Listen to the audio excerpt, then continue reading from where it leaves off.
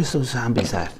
Oh, hey, how you doing, Board Game Maniacs? Maniac Rob here to bring you the second part to the Project Z solo mission gameplay, Nowhere to Run. It's a game by Warlord Games. If you haven't been following this, you can click in the link below to go to the first part of the game, and then you can see what happens and where we left off at. So right now, just to recap on everything so far, is the survivors have been trying to make their way across to the compound where this truck is located, and they seem to be coming up against a lot of zombie hordes, and they're starting to attack them.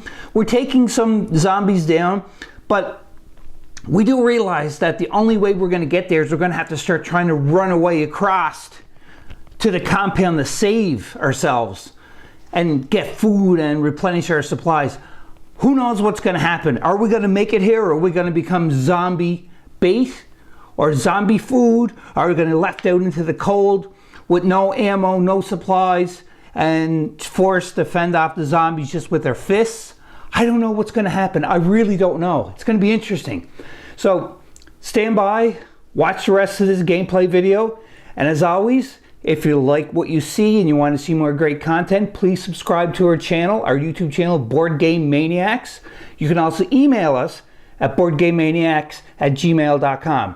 So just have a seat and let's watch the carnage, and let's see how this scenario unfolds before us in Project Z. Alright, so we're on to the spawning of the zombies. This is so bad. So, according to this scenario, we have to put 5 zombies, I repeat, 5 zombies, on marker or zombie spawn points number 4, 5, and 6. So 5 zombies here. This is number 5. We got to put right in the middle of the board 5 zombies and 5 zombies. So before we do that, for the escalation, that gets flipped over. That gets flipped over, and this one gets flipped over, and then the 5 zombies go down. There you have the 5 zombies in each of the escalation points. But we still got to do one more thing for the last part of the spawning the zombies. We still, on top of the 5, we still have to put the single zombie on each spawning zone aside from the escalation ones. So, turn 4, 5 more zombies go on the escalation, and single zombies. So, yeah, this board is starting to get super crowded with zombies. Too crowded for my liking. And we're on to round 4. So, this game goes to 6 rounds. So, that's another good thing I like about this game I'm noticing is it can take anywhere between 30 and 60 minutes, and that's it. So, if we're not there at the end of round 6, I may continue on, depending how close we are to the compound, or if there's no sense into it, then I'm just going to call it. But anyhow, right now, we're on turn 4, and it is the movement phase for our survivors. We're finished the movement phase for the survivors. So the survivalist moved here. I carefully measured, but again, he's going to be approached by this zombie regardless. And I moved the last neighbor, the last family member, I should say, and the cop. Again, probably going to be approached. This zombie here, I moved Chainsaw Mac up close in melee so we can lock him up, but he could still move if he wants. But the zombies have to move to the closest survivor, so he's pretty much locked up. So now we're going to move all the zombies. This is going to take a minute, so just bear with me. I'll be back when I'm done. All the zombies have moved to, and this is where the horde starts happening for the zombies because of all the 5 that were onto the spawn point. So let's just go down and take a closer look and see who's in trouble and what. So I think I moved the survivalist in a bad spot because now he is kind of melee for these guys, but he's probably going to try to tie one of them up by attacking. First, going to shoot probably the closest one and then see what can happen there. So the cop here, he's kind of going to be in melee too as well. Now, the last family member is okay. Chainsaw Mac, I already tied that guy up. The cop there, he's gonna chop him up in little pieces. But you can see all of these zombies have moved. They moved. So again, they seem close to the zombie spawn point too as well, but I moved the closest one to me 4 inches and the rest just piled in. Same with these. Same with this group too as well, and then these are all moving too as well to the closest survivor. So that is done for the movement. Now we're on to the shooting phase. So for the shooting phase, I should have been probably doing this right from the get-go, but it's gonna make the game pretty boring if I did this for the whole time. So I'm just gonna do it this turn, and then I'll figure out if it's worthwhile doing for the next turn, because we are on turn 4 here. So for the shooting phase, all 4 of my characters have the ability to run.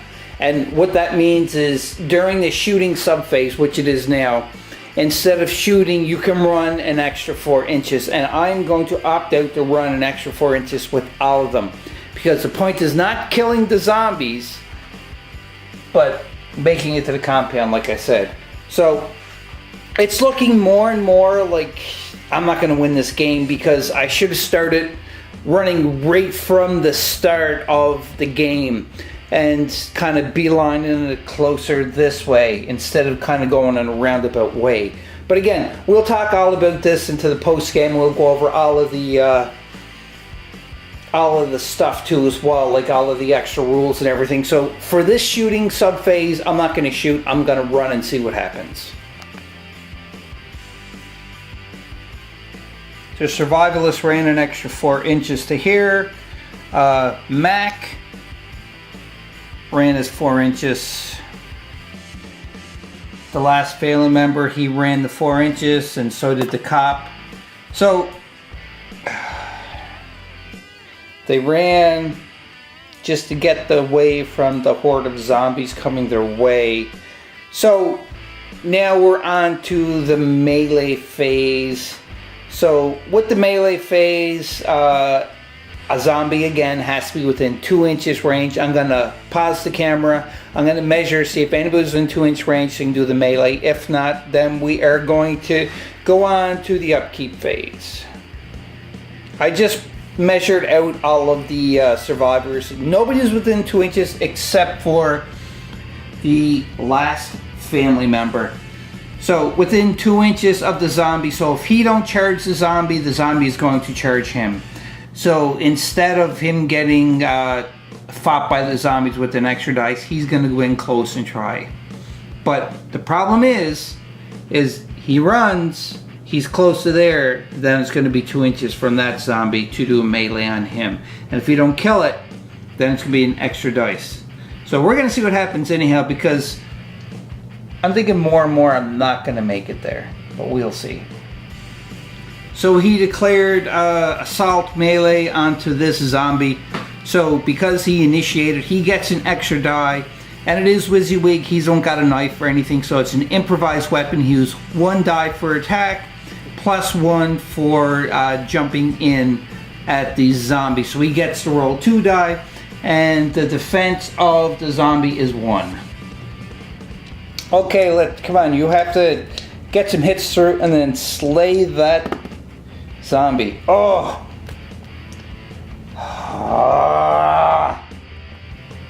That is the standard roll for the last family member, but the last family member in melee gets a +1 modifier to the melee attack, so we get to roll again. And also too, as well as what I noticed on the card for the last family member, is it has the ability of rage. Now with rage, a character with this trait can re-roll any result of lightning when resolving a melee attack. So, one more. Got 1 hit, so, and because of rage, can re-roll again, this one. So, I'm wondering if he can re-roll more than once. Character with this trait can re-roll any result of a lightning when resolving a melee attack. So it's not saying nothing in there about that you can't re-roll more than once. So do it again. 2 hits. Went to So 2 hits for that zombie. So at least 1 is going to go through. So now the zombie for defense. Zombies are really good at dodging. I have to say that. So 1 hit, 1 stinking hit. Better than none though. All it's going to take is 1 slaying icon to kill this. So let's see a slaying. Nope, just a shock. So that character, that zombie I should say, is shocked.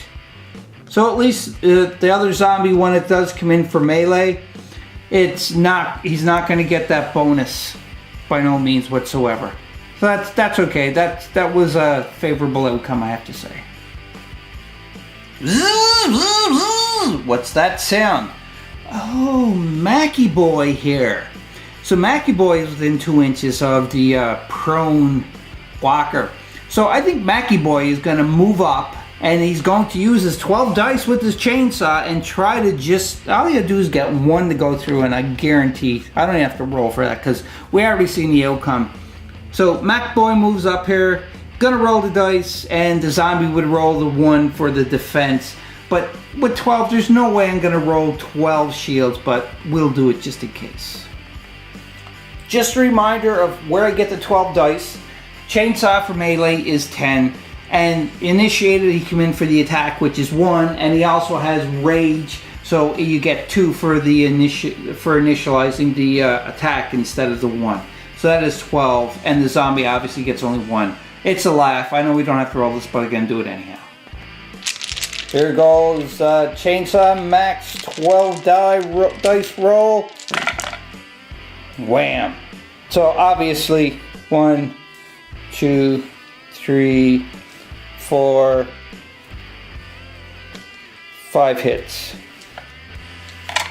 So then the zombie gets to roll 1. Gets 1, but still 1 goes through. The zombie can't really do anything for that, so Mac does it again and kill another zombie. And now it's on to the melee for the zombies. The only one that can do anything is right here. So this zombie runs into Mac because he's mad because you just cut down his girlfriend. So he reaches out to grab Mac to attack.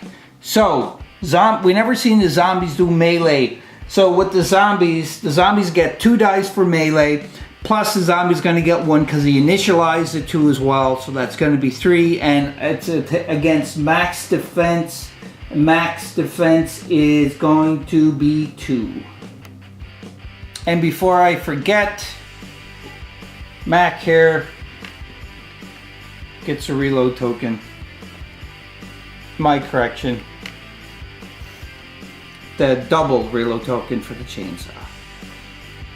3 dice for the zombie, 2 for melee, and also the zombie got the extra 1 for initiating. Let's see what happens here.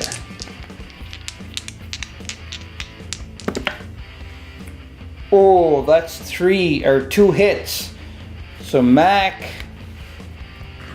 you got 2 dice to defend here. You may be taking a hit, buddy. Okay, Mac. Let's see what happens here. Oh boy. Whoa, so he blocked 1. But yet he didn't block another one. Mac, I think you're going to maybe take a hit here. But wait! Forgot about these. The combat cards. He's going to spend one of his combat cards to change this to... God, come on, change. There. So he blocked the 2 of them. So that means Mac is all safe because it was a fail because of this. So that gets discarded. Now, I'm glad that happened because where the attacker failed, what happens is the attacker gets pushed back 1 inch when they fail. Good job, Mackie boy. Good job. that was the end of the melee sub-phase. So now it is the upkeep phase. So first thing with the upkeep phase is you want to stand up any prone miniature, but none of them are prone, as you can tell. They're all standing, they're all healthy. Well, if you want to call a zombie healthy. Anyhow, so that is it for the standing up. So now we're gonna have to roll to see if Mac's gonna lose his double reload token. 2 die, gotta get 2 shields. Gets 1 shield. So Mac flips that over. But you know what? He needs to be able to operate that chainsaw as best as possible. So what Mac is going to do is he's going to sell another grit token and get rid of that reload token right away. So he's got gas, he filled up, he's pretty quick, he's getting quick at filling up the tank onto the chainsaw. So that's it. We are done of the upkeep phase. Now we are going to have to do the dreaded zombie spawn again. So we're gonna have 5 more zombies coming out on all 3 of them zombie spawn points, and then 1 on the rest of them. Lovely. We're on to turn 5. Now there's only 6 turns into this game. So there's this one and the next one. And I just did some pre-calculations, pre-measuring and everything. And sadly, right here, he is the closest of all our survivors to the compound. And if he ran, he got to move in a 6. And then for the shooting, if he did another 4, and that's to say that no zombies had jumped in for melee range for him. For this turn and the next turn, unfortunately, this is where he's going to end up. Right there. Right stinking there. Like, this is horrible, because he's like maybe 3 inches from the entrance to get there. Like, this is crazy, because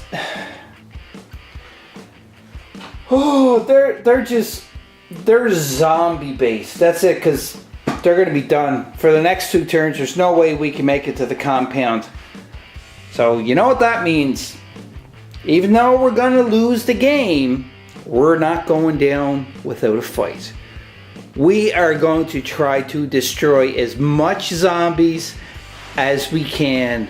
And that is all what it's about. So prepare for a lot of bloodshed and carnage on this day of reckoning for Project Z, because we're just going to start destroying zombies. That's it. No more Mr. Nice Guy. No more trying to run away and get to the compound. We're just going to kill them all. That's it. We're on to the movement phase. Now, we have the survivalist right there. He's going to move, but he's going to get in the prime spot where he can start shooting at some zombies. But he's only got the crossbow. It's not going to do that much damage. Mac, on the other hand, he's going to try to run up and get as much zombies to attack him, so that he's going to be base-to-base contact, so that he can just mow them down. Now, the last family member, he's got burst, so he's just gonna try to shoot into a horde of zombies and see what happens. Haha, the cop with the grenade launcher. Now, he has the blast. So with that, he's again is going to try to shoot into the crowd and see what's going to happen of the horde of zombies and see how many he can destroy. So we're on to the movement part. So I'm going to move everybody in prime locations, and then we're going to move the zombies, and I'll be back. All the survivors and zombies have moved. You can see a considerable crowd that's happening on the upper left quadrant of the table there. But anyhow, so these guys moved. You can see the survivalist moved here, so he's kind of not in range of any of the zombies, so but he's still got with his crossbow a range of 12, I think it is, if I'm not mistaken, for the crossbow. I'm just looking here. Yep, range of 12. So he does got a 12 there. So you can see the last family member. He moved here. So he's kind of out of range too as well, but he can start shooting into there for the burst. The cop moved here.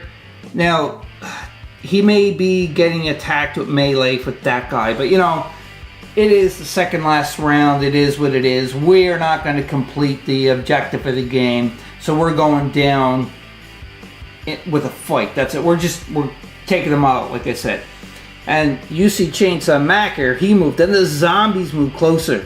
So remember, Mac has that ability. I think it's called Rage, where he can attack other miniatures within 1 inch of the targeted. So he's going to try to chainsaw all 3 of those guys for sure. So you can see all the other zombies that move too as well. So, oh boy. Now we're on to the shooting phase. And let's see what's going to happen for the shooting phase. The survivalist is going to go first. So he's still kind of backing up his buddy. So he's got a range of 12 with his crossbow. So what he's going to do is simply, just to help protect the cop, he's going to shoot into this zombie right here. Now, I pre-measured, it is just 12 inches. So that was pretty good. So he's going to shoot 2 arrows, try to take that zombie out and see what happens. Hopefully, he's going to kill that zombie or make that zombie prone so he can't attack before he gets shot. The cops can get some shots off. Crossbow got 2 and got 2 lightnings. So what happens there? Because they're lightning, nothing happens. Don't even have to try to. Zombie don't have to block because 2 lightnings does diddly. When I say lightning, I mean 2 slain. So the only way that it would count again is if rolled shocked. Because then that would be on, you could roll on damage table. Because 2 slains were rolled, nothing happens. But he tried. He tried. And because of his trouble and trying to back up his friend, he gets a reload token. Next is the last family member. He's going to open up with his assault rifle into here.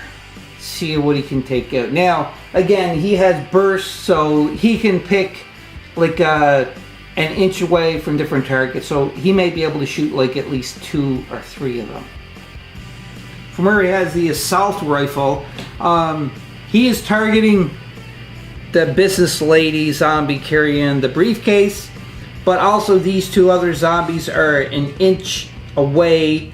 So he's using his burst, so he gets 12 dice. So because of that, he's going to put the closest one if he misses. So 4 in the first one, and then divvy up the rest. So let's see what happens. Hopefully he's going to take something out. And when I say divvy up the rest, each zombie is going to get 4 dice. I can do math. I'm smart. So 4 into her, 4 into another hospital zombie, and 4 into this guy. I think he might be a mechanic. I'm not sure. But anyhow, so 4, 4, and 4. So hopefully he'll kill them all. He is going to kill them all. Let's see what happens. First off is the business lady. 4 dice into her. And we get 2 hits. 2 hits are better than none. Alright, so defense lady, defense on the zombie. Oh boy, there's 1. So let's see, block 1. No! Finally, a zombie wasn't able to block a hit. So, gotta roll a 2 here to see what happens. All we need is 1 slain. Let's go! And do we get a slain? No. Are you serious? Now, that was a really, really bad roll, but I'm playing one of my combat cards, and that means I can re-roll the 2 to see if we can get any hits. So let's go. the exact same result. Now, I didn't see anything in the book about how many cards you can play per round, but I'm not going to overdo it because I could do a reroll, or I could do more hits if I wanted to. So the business lady is still up. I'm just going to leave it like that. Scratch that, because I can't see anywhere in the rule book that you can't play any more combat cards than what you have. So what I'm going to do is I'm going to spend another one, because I had 2 rerolls, and I'm going to reroll both of these one more time to see if I can kill off that business zombie lady. 2 hits, so she is prone, she's knocked down, but she's not dead. So at least she's knocked down. That's something, at least. Alright, so now we still have to resolve 2 more. Into the hospital zombie. Ooh, 2 hits. Zombie has a defensive 1 and does not block, so 2 hits. So hopefully we are going to get something. Whoops, we're going to get something better than just the 2 shields. We're going to get a slain here. I can feel it. Are you kidding me? This is ridiculous. My rolling is ridiculous. The shots of the last family member is ridiculous. No wonder he's the last family member, because after him there's no more of his family members that can roll really bad or shoot really bad. So nothing happens. I'm getting rid of them dice. I'm just throwing them away. Alright, the last 4 into the mechanic zombie. Let's see what happens. 2 hits. Like, is this just a repeat of what's going on? Like, this is crazy. Okay, zombie got to try to defend. Lightning bolt, nothing. So, two hits, got to roll for the damage, see what happens. Finally, that's a slain. So guess what? At least one of you are gone. The last one family member gets a double reload token because of the weapon. Last but not least is the cop with his grenade launcher.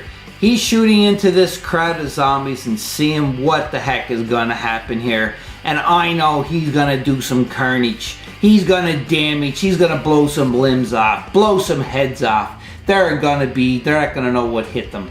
They're done for. So good old copy boy here. With his grenade launcher, just to remind everybody, he has blast and piercing. So what that means is the blast is, he don't have to divvy up the dice to what he wants to hit. Any model that is within 1 inch of what he's shooting at is going to suffer damage as well.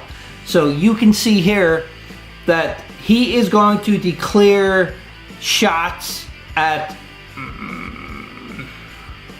the tennis player right there.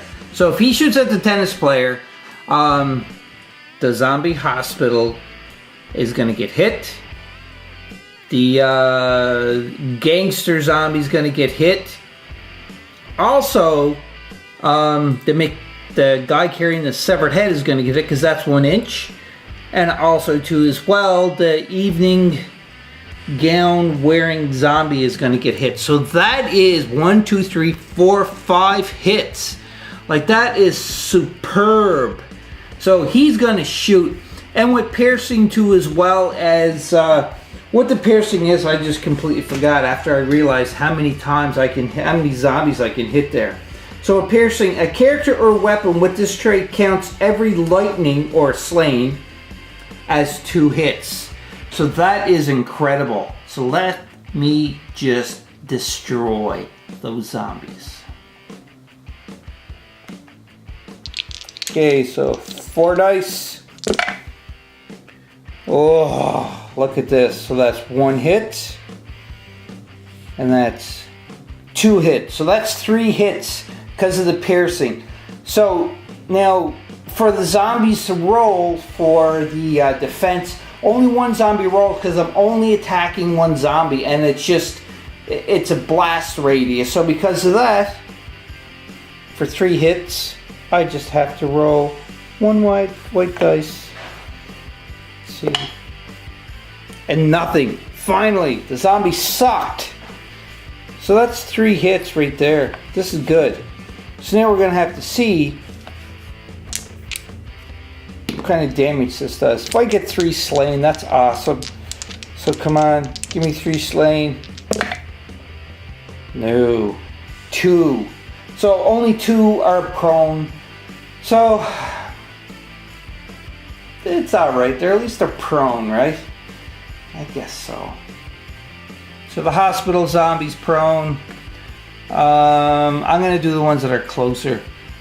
So that one and the evening wear. Did I say 2 are prone or 3? No, 2 are prone. So that's it. I was going to keep knocking them down, but 2 are prone. And because of that, he gets a reload token. Now it is the zombies shooting phase. It actually says that in the book. So all the zombies do for the shooting phase is just groan and growl. That's what happened. Now we're on to the melee phase, and it's the hero's melee phase first. So you can see the survivalist, he's not within 2 inches of anybody, so he cannot attack. The last family member, I'm just going to double check the measurement here to see there. No, he's not within 2 inches, so he can't attack. But Mac Daddy, Mac can attack. So he is going to go zoop right in the middle so we can get all 3 of them. And he's going to attack with his dice. So he has, again, because of the rage, he gets 10 dice, 1 die for initiating it. And because he's rage, he gets an extra die. So that means 12 dice again. And let's see what happens. And we see Mac do some damage twice already. So he has 12 dice, 10 for the chainsaw, plus 1 for going in and initializing the attack, and then 1 more because of the rage. So he's just going to divvy up the 4 for each one again. So let's see what happens. Let's do the copper zombie first. He's going to attack. We roll, and he gets 2 hits on the copper. So the zombie only has 1 defense. So, and he gets 1, so 1 hit goes through. Okay, Mac, you need to slay him here. No, he gets a hit up prone. That's it. Next, Mac is going to attack the zombie wearing the green. I think he is another mechanic. And then he's going to attack the suit zombie. Looks like the zombie came right out of Night of the Living Dead. Green zombie, let's go. See if we can kill him. He gets 1 hit. That's not bad. Zombie gets 1 defense. And he sucks.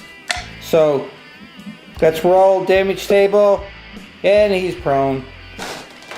Last but not least, we are attacking the Night of the Living Dead zombie. 4 dice. Oh, that was nice. That's 3 hits. Good job.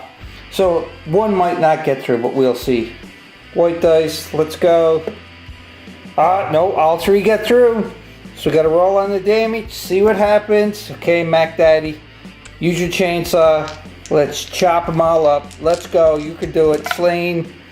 No. What is it, Mac? You were rolling slain the whole night, but now you can't. You can't roll it. Mac, like, what's wrong with you?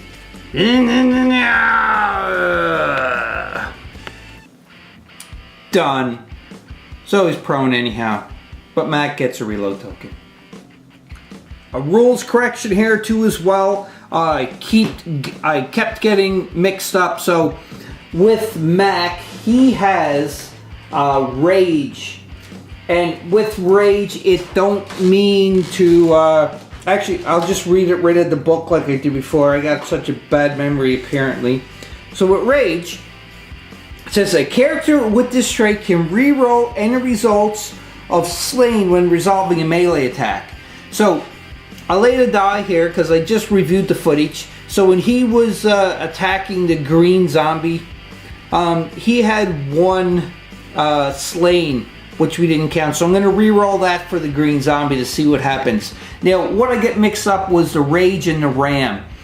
So the ram is when you go in, you get the extra 2 dice for the initiating the melee attack. It's not the rage that you get. The rage is you get for the slaying that you get to re-roll again. So I'm going to take that 1 die and I'm going to re-roll for the green zombie and see if I can kill him. So here we go. That 1 die, and it's a shield, so nothing happens anyhow. Oh, well, too bad I didn't have a hit, because then I could roll to see if I could slay him. But it don't make a difference anyhow, because he's just prone. He's shocked. Oh well, nice try, Mac.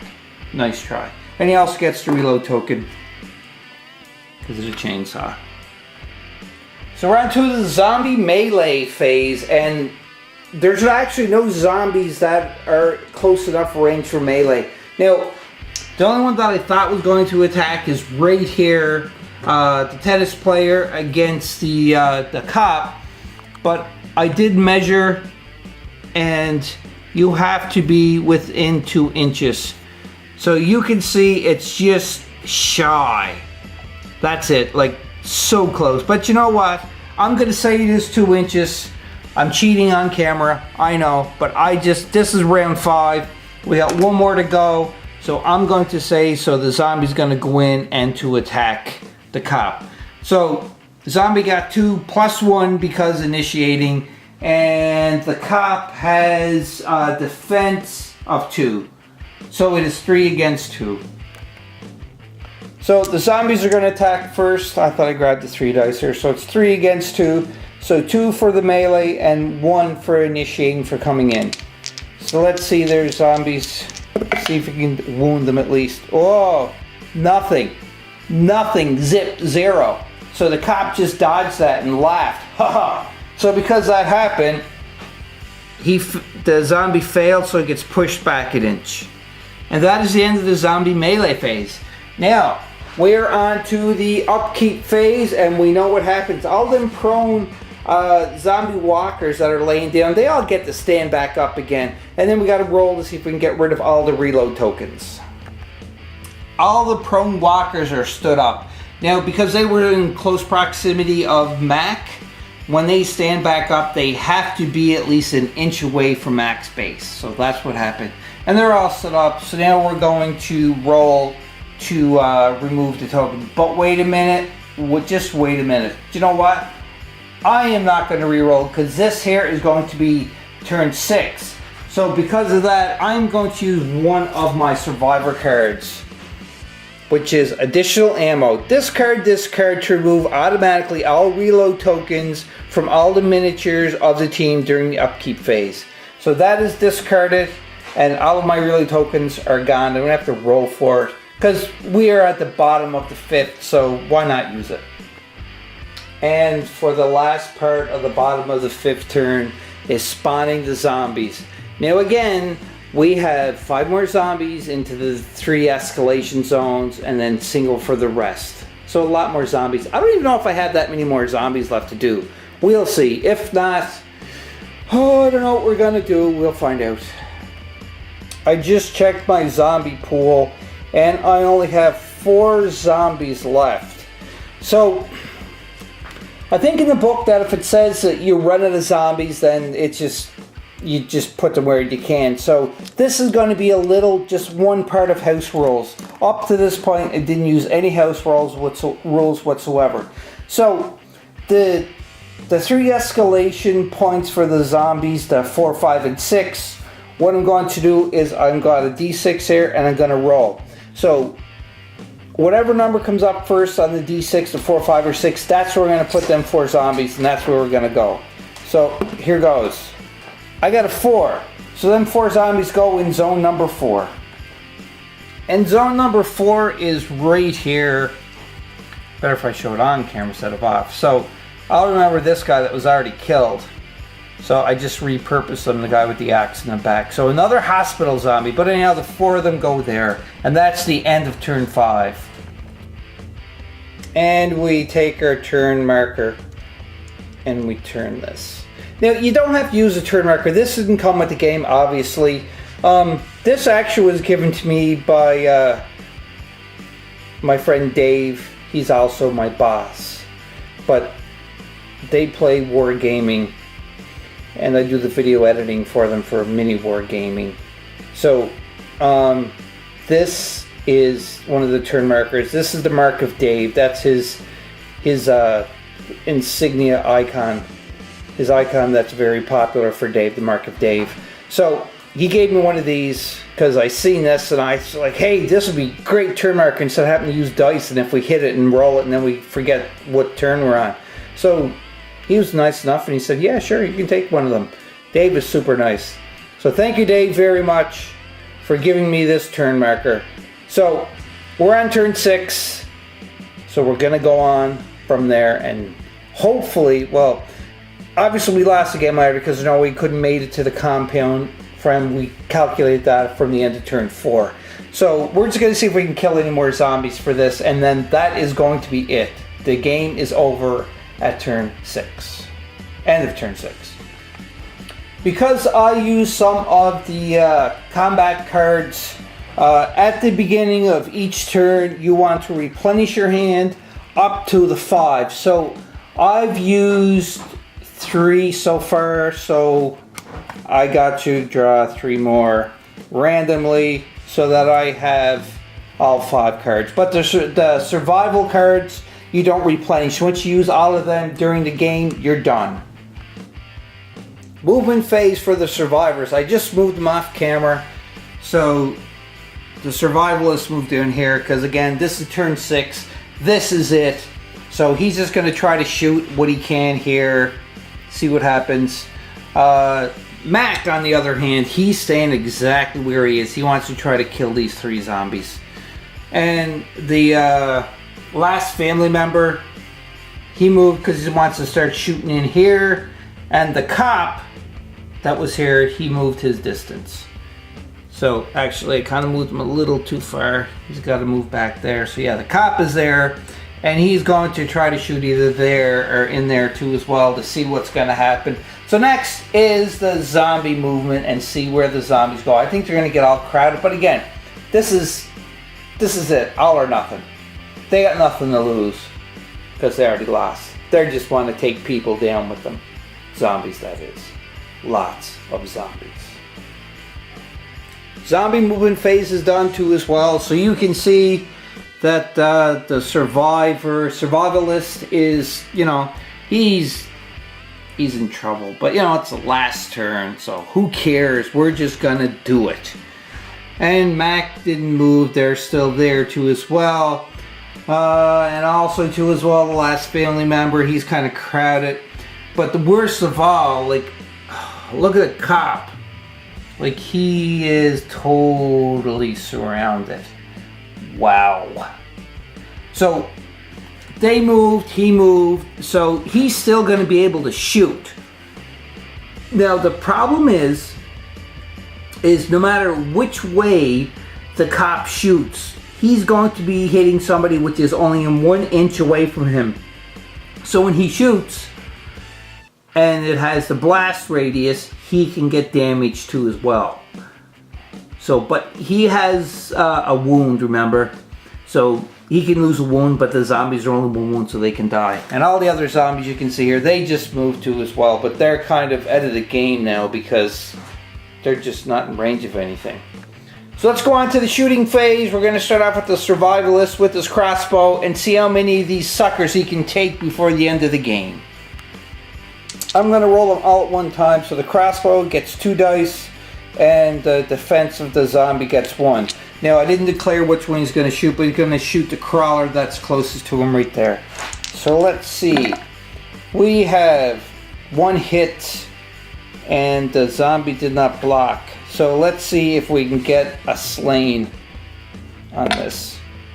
Oh, he just gets a shock, so that zombie is prone. The crawler is flipped over and he also gets the reload token. So let's go on to... We can't go on to Mac because that's melee. So let's do the last family member. And let's see, because he's got the burst too as well. Who's he going to shoot and what's going to happen? Let's think about this. Actually, I don't have to think about it. So he's going to shoot into him, and then again, it's 1 inch away, so he gets, I think it's 12 dice. I have to double check. It is, it's 12 dice. So because of that, he's shooting, declaring here. So 3, 6, 9, 10. What am I doing? 3, 6, 9, and 11, or 12, I should say. So, because they're all 1 inch away, so he's gonna shoot 3 for each one. Gonna do the business lady first and then just move around. I'm not gonna show this, but I'm gonna show the dice rolling, so I'll just declare which one. So again, business zombie, hospital zombie, Night of the Living Dead zombie, and evening gown wearing zombie. First off, business zombie, let's go. So we get 2 hits. So 1 defense dice for the zombie.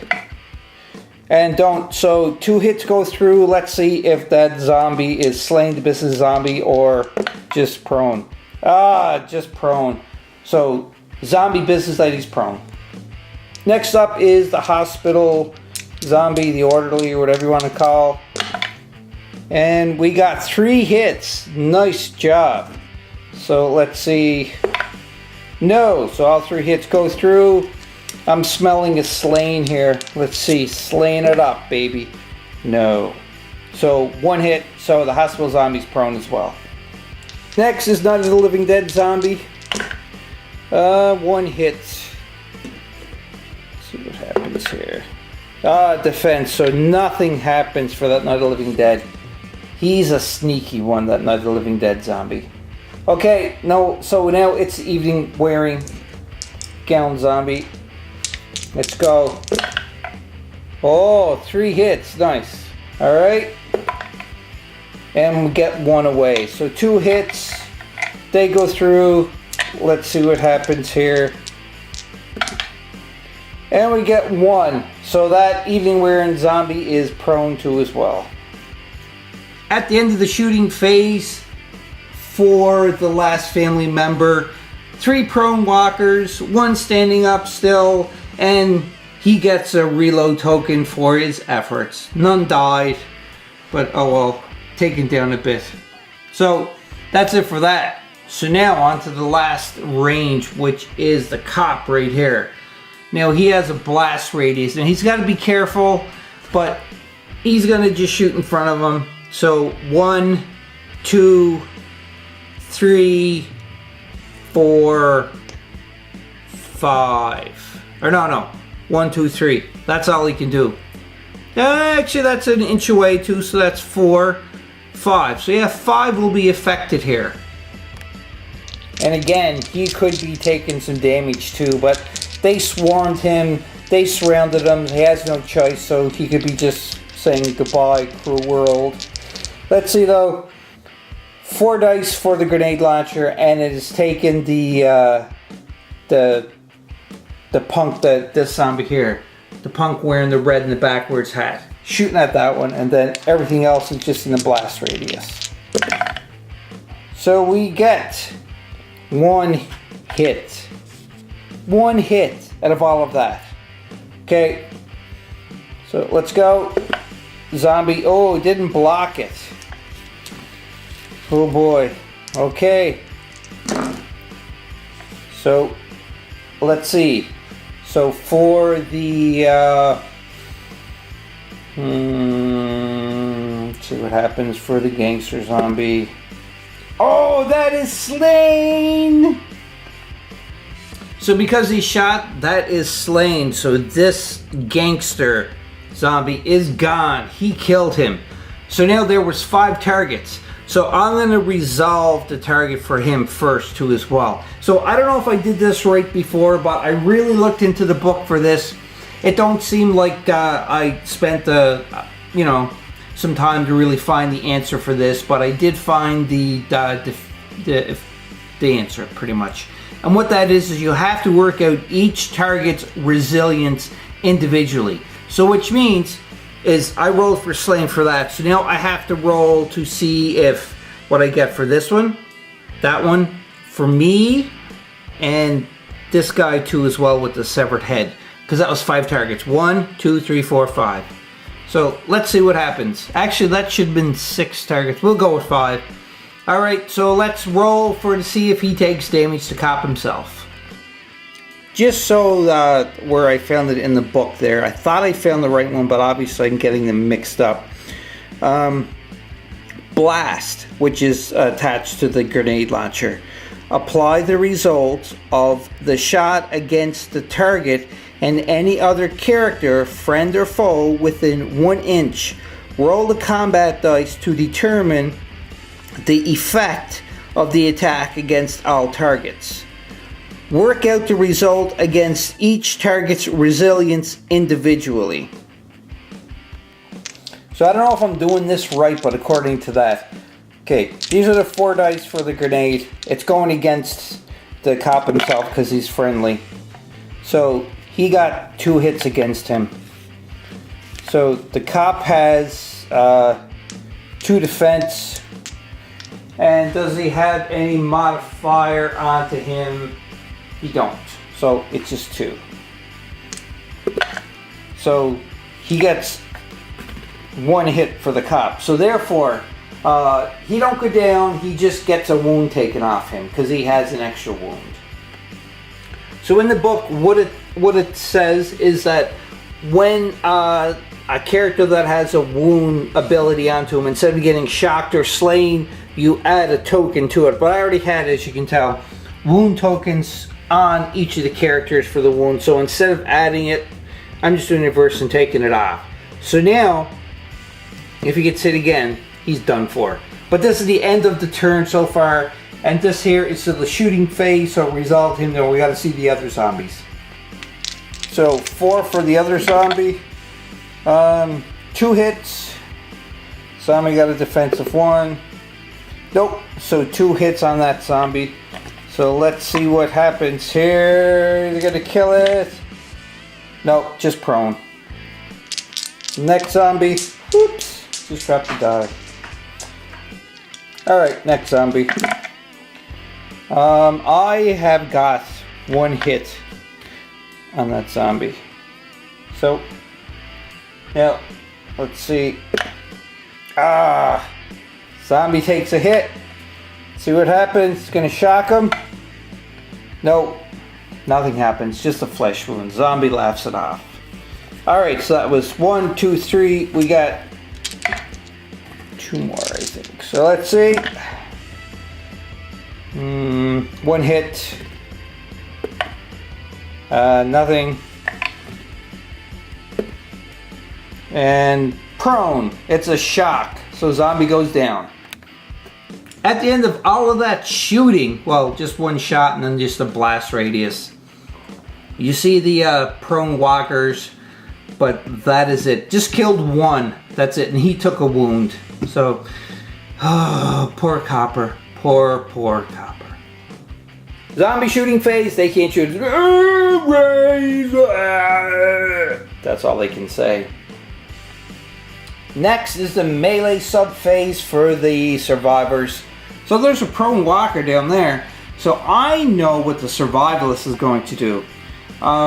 Should he go, or should he just try to finish off that prone walker? But the walker can't stand up to attack. So let's see if there's any other ones that are in 2 inches. And then we can go from there. So you can see 2 inches for that one. Whoops. And 2 inches for that one. So either way,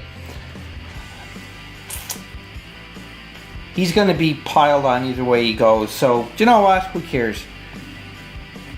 Do you know what? It's 2 inches, so I'm just moving that out of the way. And the survivalist is running up to this one right here. Base-to-base contact and attacking, and he's got a knife for his melee. I think this is the very first time he's doing any melee attack, if I'm not mistaken. My brain is hurting right now from all the zombies and the killing that's going on. So, again, I could have made world mistakes, but hey, this is a fun game anyhow, because I'm having a lot of fun killing zombies. So, judging from the chart, he has a knife. It's considered a hand weapon, so it's a close combat. He has 2 dice, and plus he initiated the attack. He went in, so he gets an extra 1. So, let's see. 2 hits. Nice. Zombie has the 1 die. So, he gets 1, so 1 hit goes through. Let's see if he's going to shock that. No, just prone, but still. Prone is a prone is a prone. So, shocked. She goes down. The waitress. Or Alice in Wonderland waitress. I don't know. But done. So that's good. So let's go on to... Oh yeah, Mac is doing a chainsaw. Again, same thing. He's going to have 12 because he's moving in here. So inch apart for both of them. Or all 3, I should say. So he's got 12 and he's going to split the dice up evenly again because he's got burst. Going to go after the green zombie first. And he gets 2 hits. Let's see. Why am I rolling that? That's not supposed to be it. So 2 hits. Zombie gets, nope, couldn't block it. So he's got and prone. So green zombie goes down. Ah! Next is the copper. Let's see what happens with the copper. So again, 4 dice. And he gets nothing. That is so bad. Alright, so next is the Walking Dead zombie. Not the Walking Dead. Not the Living Dead zombie. And gets 1 hit. So let's see. Nothing. So, come on. Come on, let's do it. Let's hack him up. Nothing. I can't believe it. Mac, what is wrong with you? And you get a reload token too. That's horrible. The only other survivor that is able to do melee is the cop, and he has a choice here of what he wants to do. So you know what? Hospital zombies have been giving us trouble all along, so he's going base to base right here. That's it. And he's improvised weapon because he don't have a knife or anything, so he's using his fists. The improvised weapon is 1 for close combat, and he initiated, so he gets 2. 2 hits. Zombie got 1 defense. Nothing. So the 2 hits. Ooh, he may just be able to slay this final zombie. No, but it's prone. Take that, you hospital zombie. Now comes the really scary part. And that is the melee for the zombies. So this is where it can, you know, the dice can just keep stacking up against you. Because, oh, what happened there? Well, that was my handle for the camera that jumped in front there. I thought it was a zombie attacking me. Ah! So anyhow, this is where it's going to get really scary. So every zombie that is within 2 inches away can go in for melee. So that's 1. That's 2. And I'll just say that's 2 inches right there. So that's 3. So that's 3 right there. Let me just see if there's 2 inches here for this zombie. Just shy. Alright, so those 3 are in there for the zombie for the melee. Let's go to Mac, obviously, and the Night of the Living Dead is going to try to take some revenge, so that's 2 for Mac. None for the last family member. He was lucky. Like, look at that, just prone. But the cop is in big trouble because he's running in. And let me check that for 2 inches there. Oh, definitely. Running in. So, well, that's 4 on the cop. We got 3 on the survivalist. And we got 2 on Mac Daddy. Okay. Lovely. I'll be surprised if any of these guys survive this, because this is going to be a bloodbath right here. zombies are going to be full because they're going to be eating on the flesh of the survivors. So 2 for the melee for the zombie, and you also get 1 for initiating. So here goes the roll for the first zombie, and 2 shocks, and that's nothing. So that's pretty, he was lucky there. The survivalist was lucky, he didn't have to combat that. But the second zombie gets 4, so 2 for initiating, 2 for combat, 1 for initiating, and an extra 1 because of the zombie before him, so that's 4. Oh, that's 2 hits. So the survivalist got a defense of 2. So 2 dice. Saved 1. That was it. So let's see what happens with the survivalist here. Oh, nothing. So lucky. Survivalist got a horseshoe or something, because yeah, it had to have a horseshoe, because that's crazy. All right. So now for the third zombie, 2 for the melee, 1 for initializing, 1 for the help, and 1 more because of the other zombie. So that's 5. See if he's going to maintain this luck. So that is 2 hits. So 2 saves, 2 dice for the defense. 1. So only 1 goes through. So, oh my God! Out of all of that fighting, he never got 1 stinking wound, 1 bite, 1 scratch. He's really good. So that's the end of the melee for that zombie encounter right there. So now we're moving on to Mac Daddy here with the chainsaw. So the same thing is going to happen with this. So what we do for the Mac Daddy is this. First zombie gets 2 for the melee and +1 for initializing.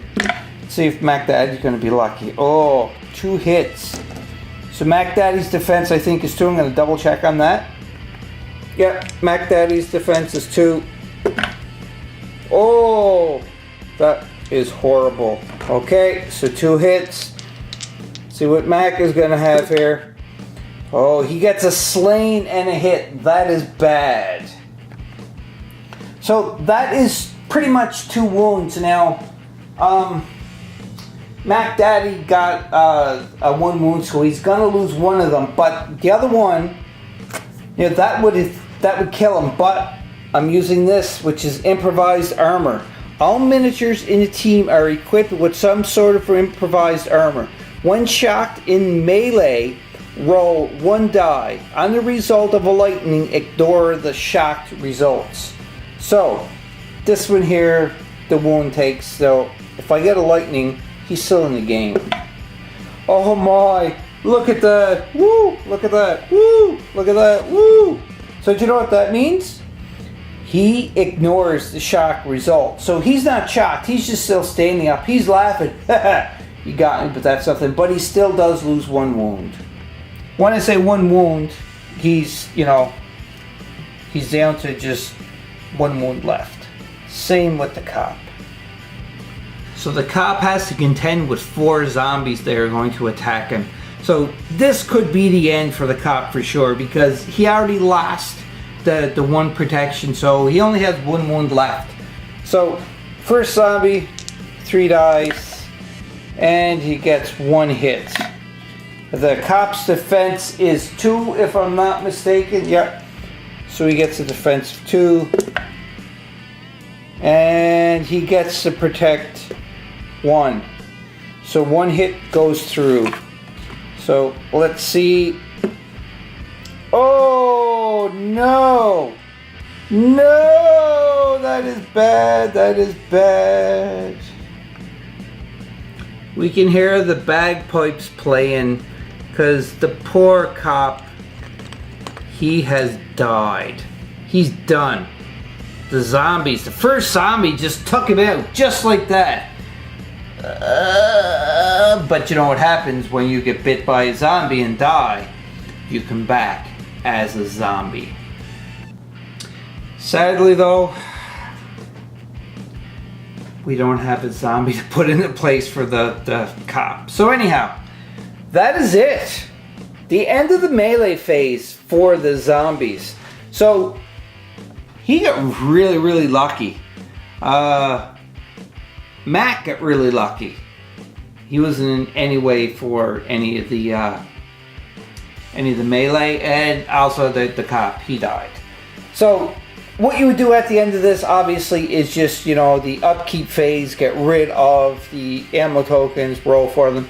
But there's no need, because this is the last round. This is round 6. So that is it. I am not going to keep continuing playing. We lost one of our characters. Very sad for the cop.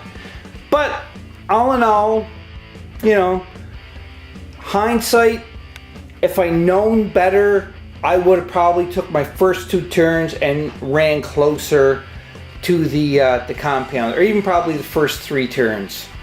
This is so much fun. So what I'm going to do is I'm just going to set the camera up on the tripod, and we're going to have a nice little post-game discussion about this game and what I thought of it, and so on and so forth. So just stand by and we'll do the post-game. Well, there you have it, Board Game Maniacs. The first official complete playthrough of Project Z by Warlord Games.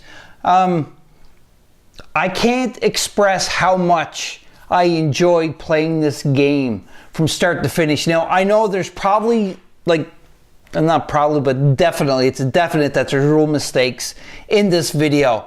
But again, I've only played it twice before and only played half a game each time, so that didn't really count. This is the very first time of really playing the whole scenario, solo mission by myself.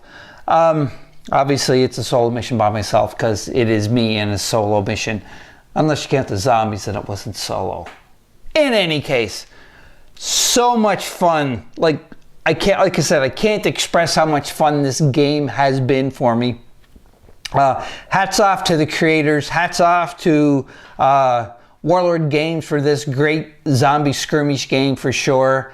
In hindsight, like I said previously, that what I would do since I know about this is I wouldn't concentrate on trying to fight the zombies. I would more concentrate on getting to the compound.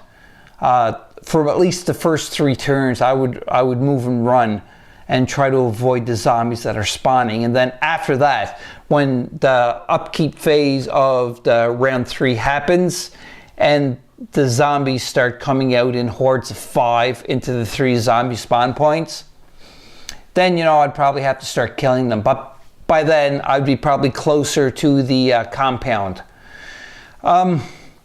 Now, anybody who played this game that is watching this video, and if you're shaking your head saying like these rules are wrong, again, I'm still trying to learn this game, and the only way I'm going to learn is by playing more, which I'm definitely going to be doing. So what I would like you to do, if you played this game and you picked up on the rules mistakes, if there was any that I played, please comment down below, and again, reference the page number to help me out onto how to get this right to rectify the situation. Because what I'm seeing in the future here is I want to play more solo missions of this one, but I'm going to use a different faction. So again, I'm going to try it with the special ops team. I'm going to try this same mission with the biker team and also the female survivor team too as well. And I'm going to see what happens. And probably by the 4th game, the full game of playing, what's going to happen is that I'm going to have a better understanding, and you, the viewers, are going to help me have a better understanding too as well of this game with the rules. So, and then after the 4 games, what I want to do is I'm going to start customizing my own games and running my own scenarios where I have to pick up objectives and so forth, take survivors and escort them out so the zombies can't attack them and eat them. stuff like that. Like the sky's the limit for it. As much as I can imagine, I'm going to play this like that too as well. But before I do that, I want to make sure I get all the rules down solid. But as mentioned before, the creator of this is, at this moment, he's working on new set of rules. So it's going to be version 3 of the rules. So until then, I'm going to try to get all 4 of these videos done and played so that I can get used to the version 2 rules before they're changed into version 3 and have to get used to them. But in any case, the game is well worth learning how to play over and over again for sure. It has a lot of replayability. I'm really going to want to play some 2 and even 3 and 4 player games with this. I know it is 1 to 3 player, but because there's 4 factions, I'm sure that we could fit in the 4th player, and then the zombies are going to do the mechanics. But one thing that I noticed what I'm going to have to do for other games of this when I'm playing 4 players, or even just the solo mission, is I'm going to have to pull out my other zombies from other zombie games and use them into this, just so that I have more zombies that I can keep pulling and put them onto the spawning points and everything else. Because I ran out of zombies, and I had the extra zombie pack too as well that I bought. I thought it was going to be enough, but apparently it wasn't enough because the zombies just kept coming out. I wasn't killing them fast enough. And, you know, by turn 4, I did calculate that, you know, by the end of turn 6, I would be, you can't really see it, but I'd probably like 2 inches away from getting into the compound, which is very frustrating for me. But again, in hindsight, I should have just ran for the first part too as well. But what's the fun in running in a zombie apocalypse skirmish game? You want to try to kill zombies, and that is certainly what I tried, was killing the zombies with the grenade launcher and everything. So I'm going to be interested to see what happens, because I know that for the bikers, the biker boss, the companion on the back, has a bazooka. It's a one-time use for the game. But if we get all the zombies clumped up in one and we shoot, we're going to destroy a lot of zombies. Plus the bikers on the motorbike, they can move a lot faster and a lot further. So, you know, getting to the compound shouldn't be so hard for this. But we will see, because I'm going to play more. So again, comment down below. Let me know what you thought of the game. Let me know about any rules mistakes that I made, because I'm sure I made some rules mistakes. Again, I'm still learning about the blast and everything. And I did catch most of the rules that I made wrong on camera, but obviously you're going to find some. So please help me out, viewers, because other Maniac viewers, please help me out. And again, if you played this game, please comment down below and let me know how I can make this game more playable for me, so I understand the rules before the 3rd version does come out. I don't know what else to say about this game. So fun. Warlord Games and the creator's name just slipped my mind. I know I could just grab the box and look at it and I'll find out what the creator's name is, but my brain is hurting right now because, you know, my team died and they're turning into zombies. Well, first the cop did, and he's just going to infect the rest of them. Very sad, but a lot of fun. A lot of fun. So there you go. Project Z, the solo mission into this reference sheet came in handy. And also with the 2nd version of the rules also came in handy too as well. Combat cards, I did forget to use some of them. They probably would have helped me, but would it change the outcome of the game? I doubt not for this game, because the only thing that would have changed the outcome is if I ran for the first 3 turns. I'm assuming that, but who knows? Maybe that's what I'm going to try for the next one. So if you'd like to see more videos like this one, like Project Z or any other board games, or even some VR games too as well, by all means, check out the channel BoardGameManiacs, subscribe, like, share the video, and comment the heck out of the video too as well, because I love the comments. I like hearing from other maniacs and to what they thought and so forth. So it was a lot of fun. I know I was going to go over more specific rules into this about when you go to the barricade and everything, but it's better to go over the rules, I find, as we come up against them. But I do know that there's rules that are in the book so that you can jump on obstacles like the roofs of cars, or so forth. So it gives you more of King of the Hill, it's called, where you can shoot down, so you get extra dice, so when you're shooting, for your shooting phase. Now, also too as well, it didn't come up with the line of sight issues. But with line of sight issues, pretty much, I know I wasn't going to go over these details, but why not? I might as well do it. So for the line of sight for this game, what it says in the book specifically is that if anything is obstructing you getting a clear open shot, then for every object that is somewhat blocking your line of sight, it takes a -1 dice, or -1 die to it. So if your weapon shoots 4 die and there's 2 objects that are somewhat blocking, you're going to take 2 dice away so that you only roll the 2. Another thing too as well is barricades. So anything that is under the height of 2 dice stacked on top of each other is considered a barricade. So you can get over the barricades, but you have to move up close to the barricade. So with your movement, if you don't have enough movement that will stretch across the barricade, so just say you're 2 inches away and you have a movement of 4.